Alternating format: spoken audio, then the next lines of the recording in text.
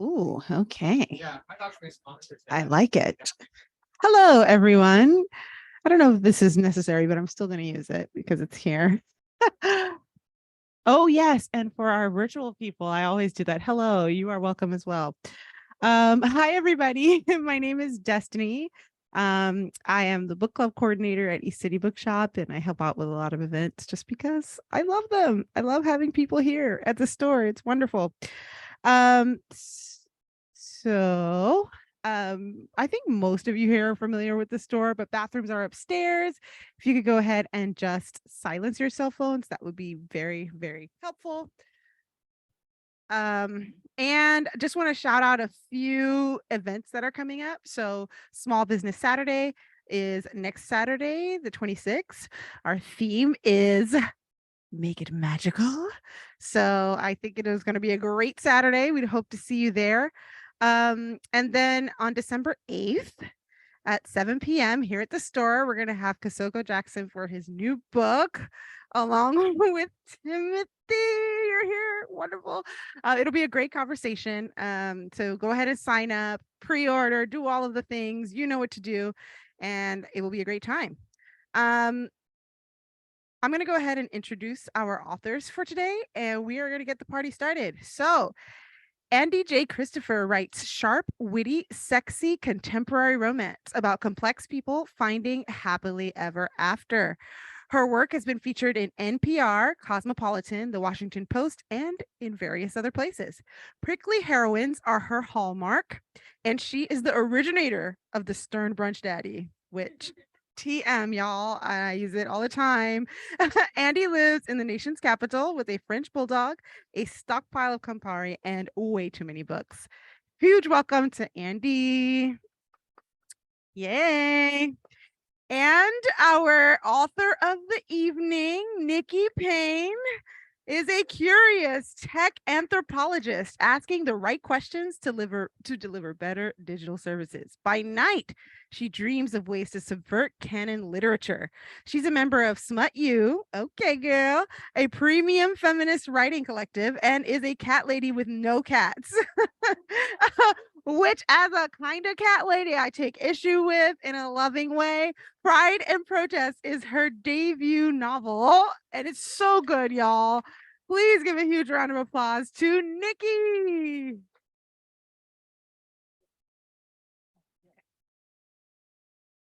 Hello? Hello? Hello. Okay. Hello? Now. Yeah, you can hear me. Okay. Can you hear me? Yes.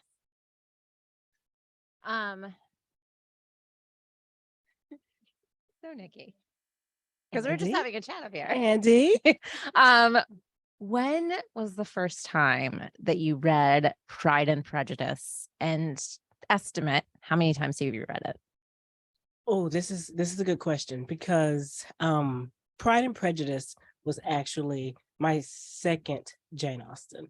Everyone thinks that Pride and Prejudice is the gateway, but I'm here to tell you 1995 Clueless was the gateway for Yes. It's a gateway drug. And once I found out that that was Emma, and then also in 1995 that the Colin Firth Pride and Prejudice came out. Mhm. And so my 10-year-old mind was like, honey, who is this Jane? Who is this person? And then I started to just devour everything. It started with Clueless, and then I started to just eat everything alive. So I read Emma, and then I read Pride and Prejudice, and then I read Persuasion, and then I just read everything. Okay. So how many times would you say you've read each one? And what's your most read one? Okay. This is also interesting. Now, it used to be that Pride and Prejudice, that I continue to kind of go back to that for comfort, right? Mm-hmm. Reading certain passages and like focusing on certain interactions. And then as I saged, I started to really love Persuasion, like really love Persuasion. I just feel like Jane Austen was just really in her bag in Persuasion, like she's just really out here, like telling you what it looks like to have resigned all hope of being happy. and then like finding it again and like what the possibilities are. So I would say that I have read Persuasion now, well, like way more than I've read Pride and Prejudice. Okay. But I still have read Pride and Prejudice. I don't know, maybe I'm out of fingers and toes at least. Okay. Right? Okay. Yeah, no, I feel the same way too, except it took me until like I was an adult to realize exactly how funny Jane Austen was. Like, I think when I was like a teen, you just didn't get the humor as well. Even though I was reading, you know, a lot of romance. And I definitely consider Jane Austen a contemporary romance author of the Regency.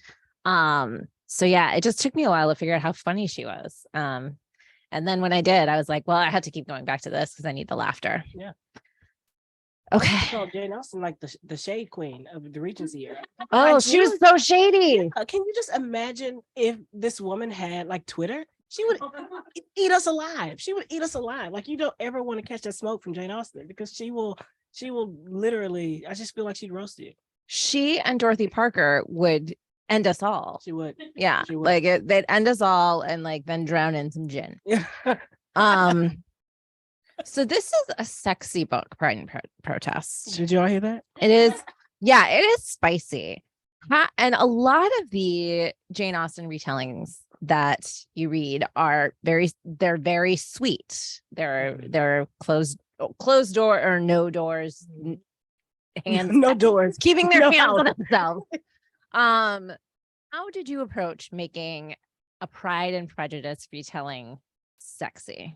Oh, okay. This is interesting. I was very, like, to me from the jump, it was always going to be open doors, because one of the things that I was trying to do with this book was to have it be about what it means to have like desire, like restrained, and like the story of why I chose these two people. So I'll just go into a little, a little tiny story. So before I was doing like tech research, I was just a regular old anthropologist, like studying aesthetics and power and like how people attach themselves to notions of beauty. And there's this article about dating apps and about how Black women and Asian men were least responded to in these dating apps. And in these circles, these people were expected or understood to kind of have less sexual capital, like in these digital spaces. I was very curious about what it would mean if you built this character, this iconic male brooding hero, and made him an Asian male, right? And you had this delicate, delightful, desirable woman and made her a Black woman, right? And so with that in mind, I felt like the desire had to be on the page. I felt like that was kind of the point, right? For me, or for what I was trying to do, to say like, these are objects of desire. Let me prove it. You know what I mean? Yeah. So it's on the page. No, it rings through. And like, I literally never, obviously I've read those papers about how like Black women get the least responses in dating apps, but like, I never even thought about it on the page. It was just like, these people they were so hot for each other from the jump, and they were like hot in my head. Hot in her head. Okay. And another thing I love about this book is that you are sort of fearless when it comes to like placing a critical gaze on certain things within Black culture, like misogynoir. Yeah. Oh, yes. So how did you balance that with knowing that you weren't only going to have Black readers who were like, schooled and not and knew that? Yeah. That's a really good question. So one of my characters is struggling for identity. So one of the things that I did with the Jane Austen characters is there is this Mary character, right, who is very proud of her own knowledge. And what I did was gender flip Mary and turn her into Maurice, right, who is her younger brother who loves the sound of his voice and is a little hotep. And so when I say like, and what that means is that like he's ascribed certain like little bits of knowledge about like kind of what it means to be Black, what it means, what femininity and masculinity means. And he's taken that to a place that is oftentimes unreasonable. And so I do poke fun at Maurice for those opinions. And I think that is something, and she called it misogynoir, and it absolutely is real, particularly for a certain subset of Black men. But I also feel like across the board, like every woman has kind of bumped into that man with a lot of opinions about femininity and a lot of opinions about what it means to be a woman and kind of what it means to be a man. And I think hopefully that joke will do that double work. Yeah. Right. Of like that when Black women hear that, they'll say, "Oh, this guy," right? And then when white women or anyone else who's reading this will say, "Oh, that guy," right? Yeah. They'll still say this person who presumes too much knowledge, right, about kind of what it means to be me, what I should be doing, what proper femininity looks like. Yeah. And but you touch it from different angles. So like even like Colin and like Wick had elements of that. And like, but they were all misogynists in different ways. It's a grab bag of misogyny. Right. And that relationship, like I love the relationship with Cullen between the family, because it was like we all have that play cousin who you're like, I don't want to be locked in a room with this person. Like they're not nice to me. They are. It's the weird friend of the family who's just like, oh, Mom, I don't want to hang out with them. Exactly. Yeah. They're like, they were your first kiss when you were 3. Of course you have to hang out. Yeah. So I mean, and like, and this is why I asked back there, I was like, oh, so are you from DC? Like, because like the character of like Cullen, I was like, I know him. I know him. I know him too. He's tried to date me. I absolutely know Colin. Colin is real. I think we may have dated him together. But Colin is one of those characters who's so fun to write because he's so wrong. Maurice, what the difference between him and Maurice is that Maurice has an arc. You know, like Maurice comes into himself. Yes. You know, yeah, a little bit. He was just like Maurice understands, like just twitty, yeah, right? In the way that people are with twitty. But Colin is just he's who he is. He has no arc, and he's this way for the main character to he represents, just like in Jane Austen, like the best that main character could hope for in her situation, right? Like this is it, this is the peak, this is the top of the top, and you better take this chance or you'll never be happy, or you'll never be stable, right? And so she has this real decision to say, like, is this really the best I can get? And I think just like for Elizabeth Bennet in like Regency England, it was revolutionary for her to say no, right? And I wanted to make that just as tough a choice for her to say no in her dire straits that she was in, you know? Yeah, I mean, and that like, I know the scene of like when she throws bell hooks at him. Yes. Her weapon of choice is bell hooks. That's not a spoiler. She does throw a copy of a bell hooks book at him. I was like, that's poetry. So like come down and out. So Janae's story in this book is so like poignant. Can you talk a little, without spoiling it, can you talk a little bit about how you decided to make her story the way it was? Because it was like, oh gosh, like that's real pain. Yeah. Like real pain. Yeah. No, without spoiling it, I'll start with Jane from Jane Austen. She was in the book pretty notoriously cool and hard to read. Elizabeth loved her, right? And Elizabeth understood her. But if you could, like, if all of the chatter around Jane, like Charlotte Lucas was like, does your sister even like him, bro? And Dorsey was like, she's just not that into you. And even, like her intended beau had no real sense of what her feelings were. And I wanted to go a little deeper to say, like, what would make someone that reserved, that cool, that unreadable, and in what way could that have been a posture that works for that person, right? And so I wanted to do that, to make her coolness, to make her detachment understandable, and in a way almost like eminently reasonable. Yeah, Yeah, it really did. And I also love that you made her like a finance whiz. Yeah. That's not a spoiler. She's also like super brilliant. Yeah. So that she's not just the most beautiful Bennett sister. She's, also, Yeah. In fact, it's a point of frustration, right? Mhm. The types of jobs that she's able to get is like at someone's like tire shop for $200, and she just like stands there. It's like, but can you imagine like your wheels are turning and you're just like thinking about other things, and you just have to stand there and for people to kind of grope your waist and take a picture, Yeah. So she's frustrated about that. But she also, like, by the end of the book, and I don't think this is a spoiler, she has choices. Like, she's like so she has this real arc where she has choices, and she, since, this is a Pride and Prejudice retelling and it's faithful, like, she chooses her beau. Yeah, she Like, does. and I thought that was really, really beautiful. Yeah. Okay, I do have a question.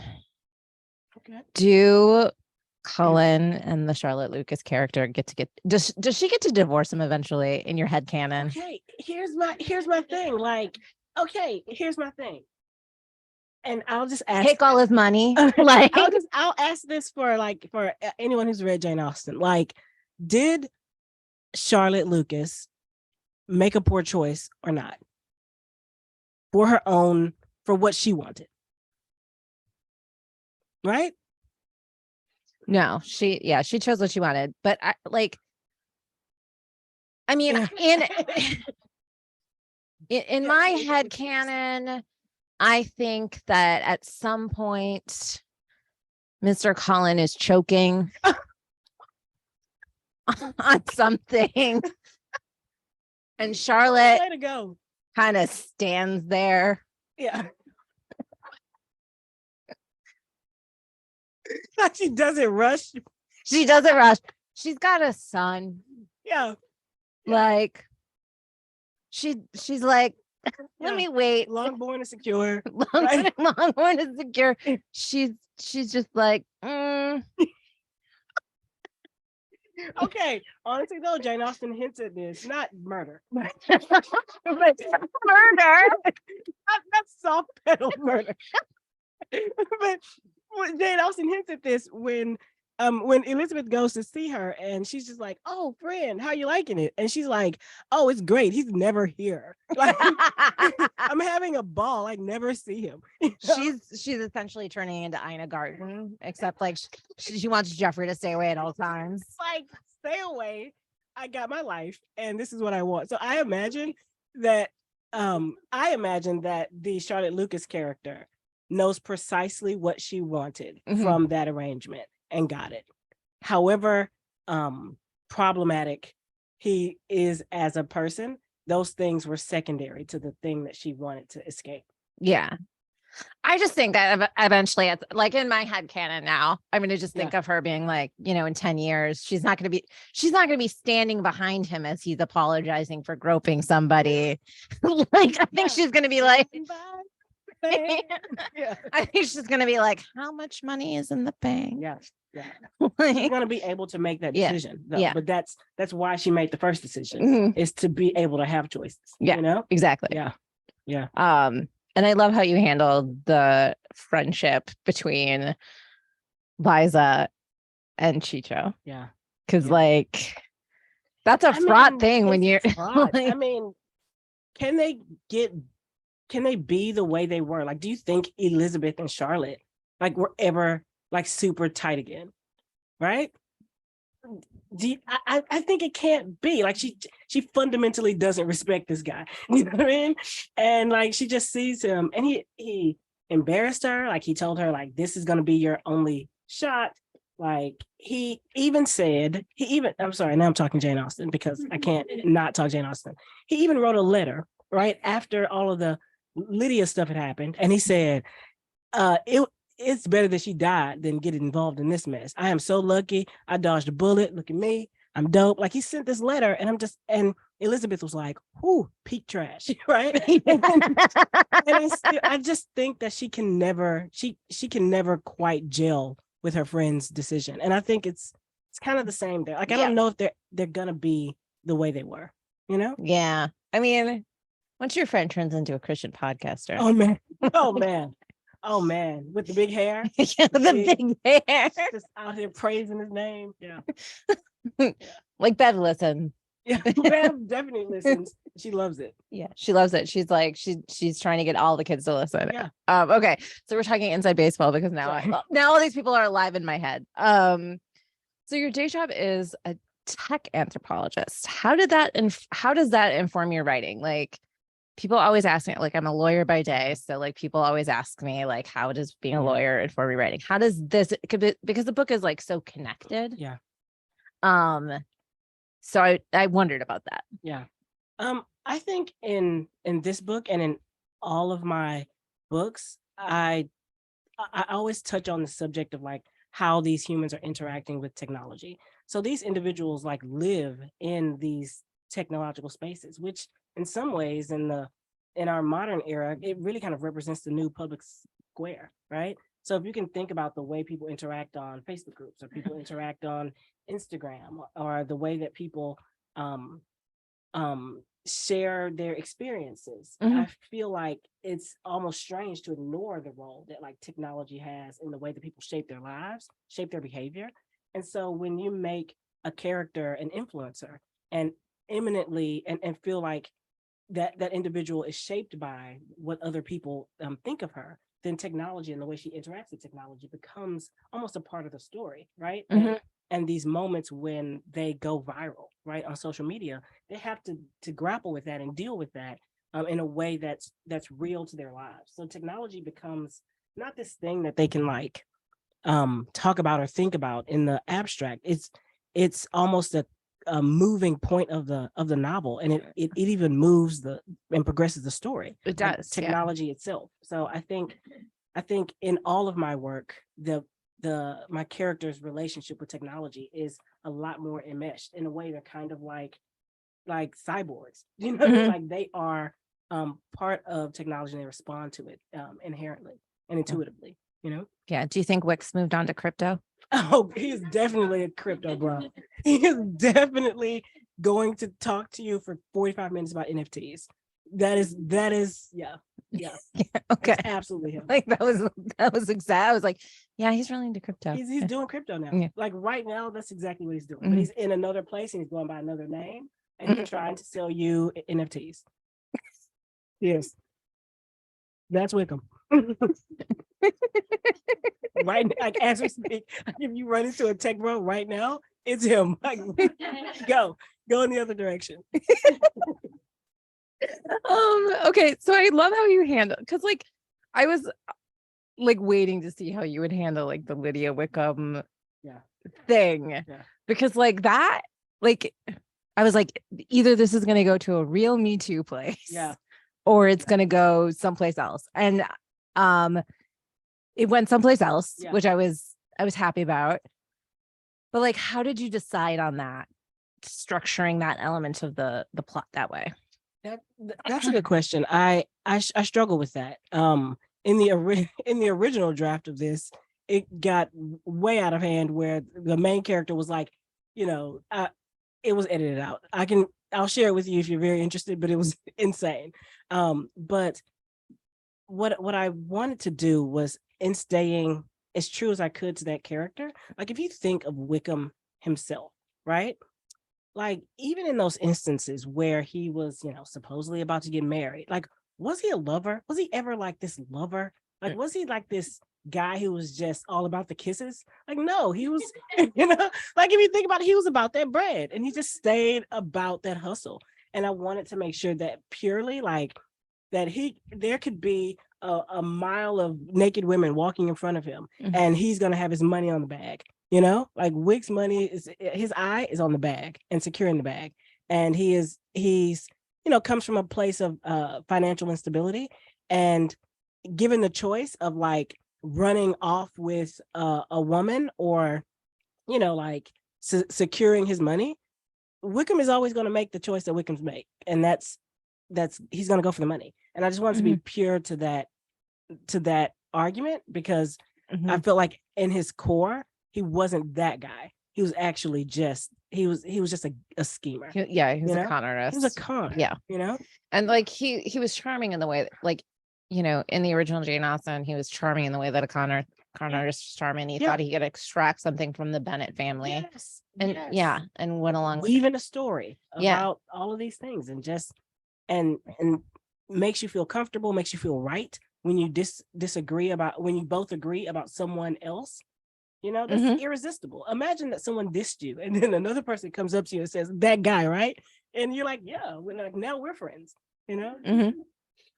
And he reads as like this attractive man, and like Liza thinks she's like, this would be like the right choice for me. This would like match with my ideals in a way that Dorsey does not. Does not. And how many times have we like done something, gone along with something, even been in a relationship that was supposed to be right, or the thing that felt like the right thing to do, even if your heart wasn't in it or something wasn't right about it, but it seemed like you should be doing it, right? I mean, I'm allergic to wasting my time, so I mean, let me tell you, I am as like 40 this year, and now I'm allergic to wasting my time. But 22-year-old Nikki was ridiculous. She's just like, you seem dope. You know what I mean? And seeming was all they needed to be. You know what I mean? Unfortunately for me, Well, I was a hoe, and I was like, listen, why are you still here? It's morning. Get out. Oh my gosh. I wish I had that energy. I was trying to marry everybody. I was just like, you seem awesome. Let's get married. I was like, I don't like the way you chew. Get out. Oh, the energy. God, I wish. Okay. I know the answer to this. 1995 versus 2005. Okay. She's choosing violence. Y'all, I'm on camera. I know this. This is going to be recorded. When I get back to like my Jane Austen chat groups, I'm going to deny all of this. I'm going to say this is a deep fake. Okay, 2005. 2005. Come on now, like, come on. The hand flex. Come on. The hand flex. Look at you. You don't agree? Okay. You're gonna like stand up. You're Okay. You're gonna go take him to church. Okay. Here's the thing. Like, does 1995, like, look at me in my eyeball. Tell me if 1995 delivers that swoon. Does it like does it give you butterflies? Like when Colin Firth emerges from the pond, are you just like, honey, like get more? Or in 2005, okay, when Mr. Dorsey is walking over that misty moor, okay, and he stutters over the phrase "I love you." He says, "I love." Oh my God, I can't even say it. This is what he says, right? And it's just it stops your heart. It's heart stopping. It's romantic. It's compelling. It's cinema. The gift is cinema. I'm like doing live gifts right now, but it's romantic, right? And I feel like now I love the 1995 version. That was the first one that I watched, and I feel like one of the things that I love about 1995, and I said this before, is that it just dares to be 8 hours long. It's just like, honey, it's like, bitch, sit down. We're about to get in it. And so, like, if you want to know, like, let me see about that carriage. Like, what do they eat? What's the music? What's the vibe? Like, when you want to seep into Jane Austen, it's 1995, right? But the swoon, the delivery of the romance, come on. I mean, I said what I said. Zoom. I said what I said. I have to agree with you. As a romance novelist, the precision with which they conveyed the heart fluttering romance and the hand flex and like the longing. It's about the longing. Yeah.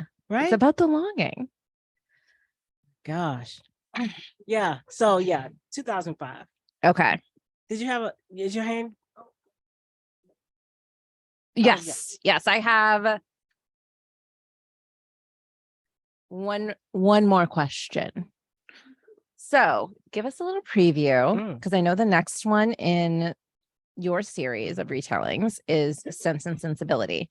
Give us a little preview of what what you're doing there. Oh my gosh, I'm so excited about this one. I love this because there's this famous phrase that like Jane Austen's rolling over in her grave, right? Everyone says this for every new version of Jane Austen, but this one's probably going to be true. So this is a Sense and Sensibility, and it's called Sex, Lies, and Sensibility, and it is about two sisters. One sister who has unfortunately had an intimate encounter of hers leaked on the internet, and one sister who is just wilding out, living her life, just very wild and free. And they find out at their father's funeral that they are the outside children. They thought they were a family. Turns out dad had another family, and and all the money that they thought they had, all the life, all the everything, all the pampering, gone in an instant. But there is one raggedy ass shack in Maine that they can claim. And these two Black girls from Montgomery County have to hide themselves away to Maine to revamp an inn. And they're probably like the only Black people in this area. And they have to kind of make do. These two sisters with wildly different temperaments have to make do and fall in love. And the interesting part here is that when they get there, the land that they say is theirs is already kind of inhabited, right? The raggedy shack has been kind of used as an interesting outpost for for and and it is it is, and the dust isn't even like cleared on their last season boots before they have to literally grapple with the natives for the native Mainers, for kind of what it means to be in a place and be a part of a place. They have to make their way in Maine. It's like Schitt's Creek meets It is Jane absolutely Schitt's Austen. Creek. No, it's Schitt's Creek and Jane Austen. That's it. Those are That the sounds comps. amazing. Yeah.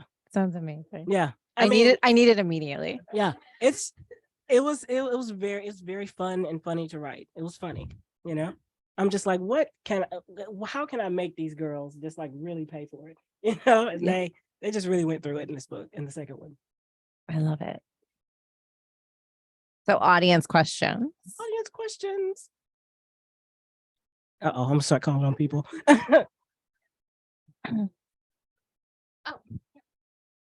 you could assign a horoscope sign to your main characters, what sign would it be? This is a perfect question. I never thought of this.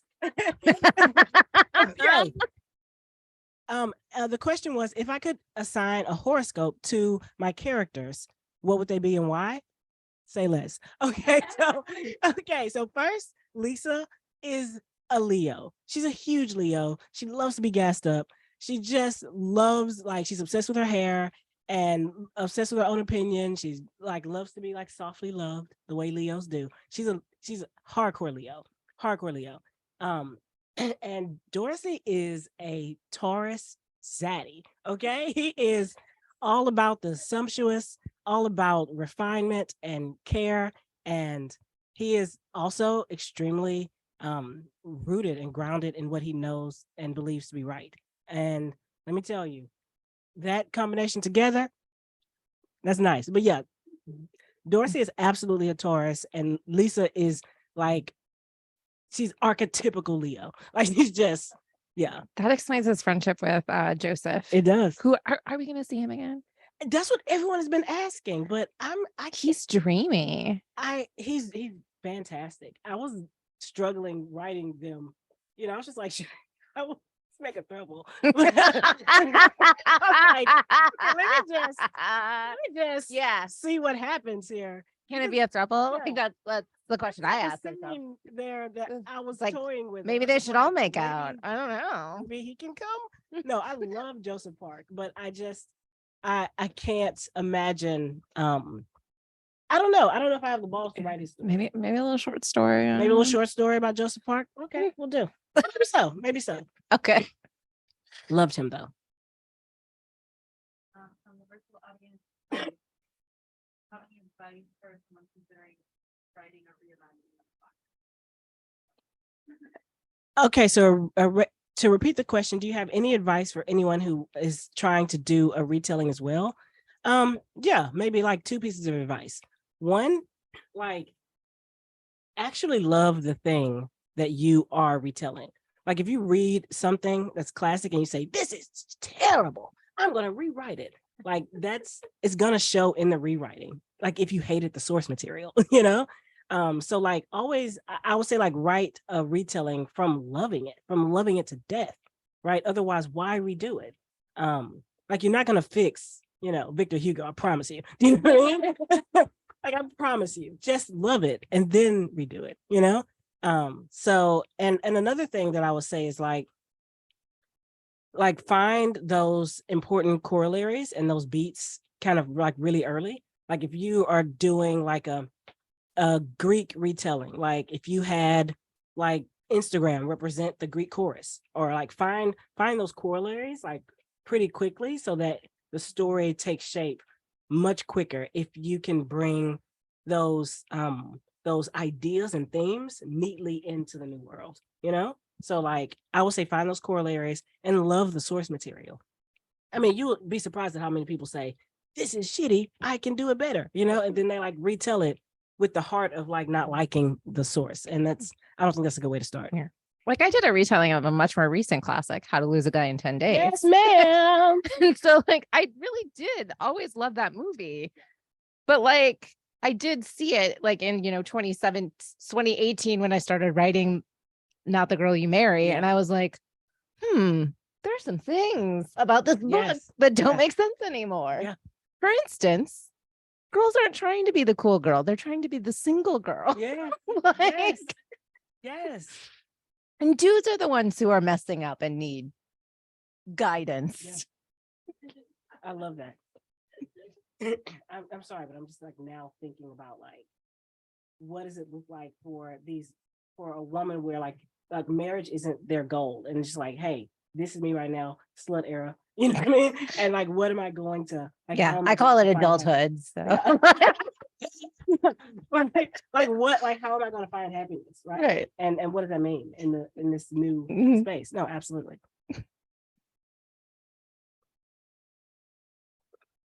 I grew up in DC, and so I always loved like DC stories that are not about the hills. Yeah. Politics. Yeah. And was excited that your story set here in DC. But I wanted to ask, like what is your connections with it? Why do you want to set this story here? I was very.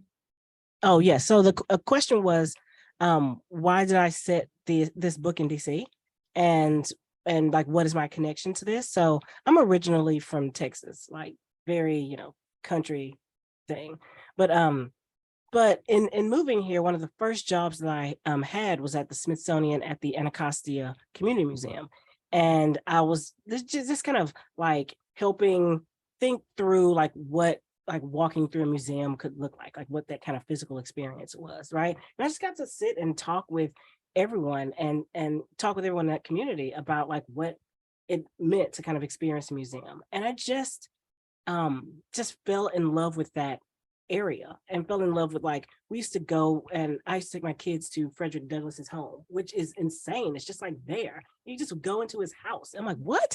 So what I loved about that area was that it was equal parts like super vibrant and really accessible. Like it was historical, and it was like all of these like old Black families, but also these kind of like new collectives and initiatives happening in like these interesting centers. So I just thought it was this really perfect space to tell this story of this pretend area, which is like Meriton, right? And it's this right outside of Anacostia, but it was Anacostia, right? But so I loved the vibrance of that community and just like being there and being a part of that story. And from there, I said, like, if I'm doing it in DC, it will have to be in Southeast, not only because it was just the place that I spent the most time, but I also felt like it was full of these things that are perfect for a story. Like if you're driving to a place and it has a giant chair, like how are you not writing a book about it? You know what I mean? Like you have to drive past, like go past a giant chair, turn on, Our Lady of Perpetual Help. Like it's just like everything's cool sounding, you know what I mean? And it's just it's really vibrant that way. It really lends itself well to story.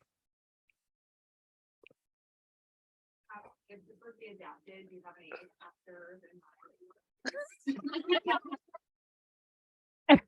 Activated. Okay. Okay. So I have, if you follow me on Instagram or TikTok, you will see that most of my account are Manny Jacinto thirst traps. So for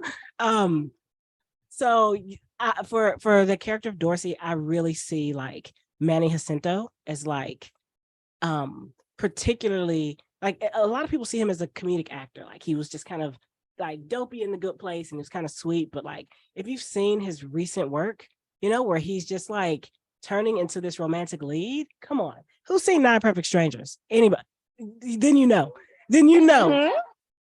That man can smolder. He can smolder. Give it to him. He can smolder. So I just think that he has the gravitas. He has the range. So I think I definitely see Manny Jacinto. For Lisa, I see like Taylor Page. Is anyone familiar with Taylor Page? She's in like some really, really cool movies. She was also in Zola as well. But she just has this this way of like interacting with the camera that's just this world weary woman, like that she seems like she could kind of like fleabag it and like look into the camera and say like, can you believe this? You know what I mean? I love that the way that she acts and the way that she looks, that she's like this brown skin, beautiful.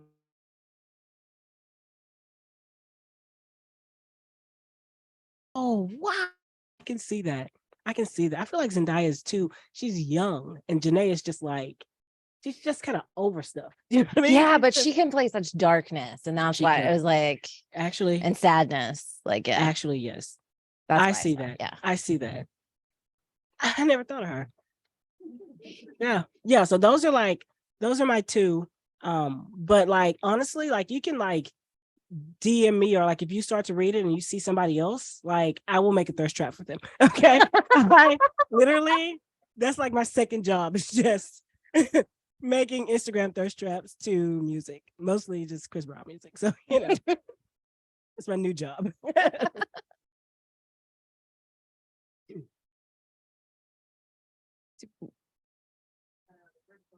Okay. who's the hottest Jane Austen The dude? question was, who's the hottest Jane Austen dude? This is unquestioned. Okay. I don't even know why we're talking about this. Okay. The reason why I'm gonna say okay. It's Captain Wentworth. Okay, they agree with It's obviously, I mean, I just didn't want to offend anyone. Like it's just head and shoulders Captain Wentworth. Do you know what I mean? Because like not only is he just like he's giving the rugged seaman, right? Like he's also just very amiable, he's charming, and he's grounded, and he's got that bread. He's everything. He's the entire package. He's a complete 10. And he's come back for the love of his life. And 7 years for this woman who rejected him. So he has a big heart. And I just want to be out on the sea with Captain Wentworth. Like think of all the men, the Jane Austen men. Like who are you gonna vibe with? Who are you gonna sit with, vibe with, and make out with? And make out. Like the Emma hero whose name is escaping me. Knightley. Yeah. I'm sorry, Knightley is my dude. Knightley. He just seems so put upon, and like he would like I'm a Sagittarius, so I'm a pain in the ass. No one wants to be in a relationship with me. He would like put me over his knee, and I don't hate it. Hey. Sorry, this is not. I don't think there are any children here, so I think we're okay. Hello. No, I love that. Okay, I see you. First of all, Andie. Okay, let's make this East City Books After Dark. Let's turn these things down because we can talk about that. We didn't say which one it could. That wasn't the question. Okay? You changing the question, Eddie. I still stick with Captain Wentworth. He's romantic, he's grounded, he's incredibly wealthy, and he loves forever. You know, Captain Wentworth. I love it. Yeah. Nice. Yeah, yeah. She's like, that's wholesome. That's wholesome. Cool. Good on you. Good on you.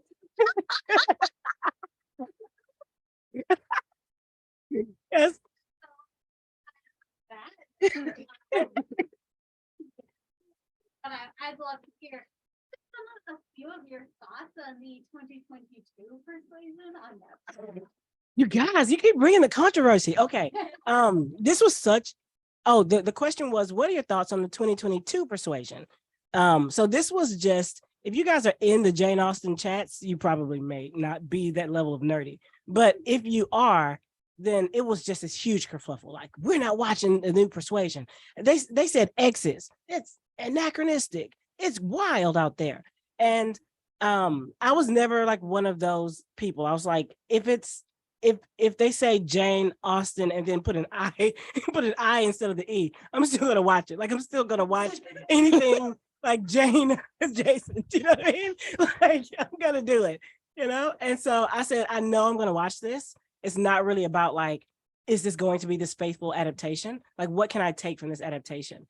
And I watched that Persuasion, and come on, it's hilarious. The Persuasion is hilarious. Like, Mary Musgrove is the hidden hero of that new Persuasion. She really, and when we talk about corollaries, like bringing that ethic that Jane Austen was making fun of, this put upon woman who has her responsibilities and eschews them, right? For the language of taking care of herself. Look at how neatly that matches into like this culture of self-care. You know, like I just feel like they nailed her. And that, like, I felt like the romance was there, the tension was there. I really liked it. Like, is it my favorite adaptation? It's still Clueless. I'm sorry, right? Clueless is still my favorite adaptation. Like, what are we gonna do? But it was still great, and I'll still watch it. And it still made Netflix a ton of money. Like, everybody watched it. Yeah. I watched Fire Island that weekend instead. Fire Island, it was great. Fire Island was great. Anyone else have a favorite Jane Austen adaptation? Sorry, we had one more question. No? Okay. They were. Yeah. Yeah. I mean, a commitment that I obviously, I put a ring on it, but I definitely watched the whole thing. And yeah, I absolutely love those. He did a great job. For it to be a vlog, it seemed like the medium was so tight. They managed, Okay, you all, I have cupcakes, and there's a little raffle for anyone who has purchased a book or and if you like at Pride and Protest, not at Pride and Protest, but like hashtag Pride and Protest, then I'll put your name in a little raffle thing. And inside of these little boxes are cute little gifts. It's a $25 gift card. It's also like a cute little sewing kit and some stickers and some really cute stuff. So for you all. And their cupcakes are for everyone. So please have some. Oh my gosh, you guys are strong. I can listen to you talk. It was awesome. Obviously, we have books for sale. So if you haven't picked up your copy of Pride and Prejudice, you need to pick that for yourself. We have tons of copies upstairs, and they should all be signed. But if you would like them personalized, we'll make sure to get the table out here so that we can do that. And we have copies of Andie J. Christopher's book as well. A lot of them are already signed. Yeah, most of them are already signed. Yeah.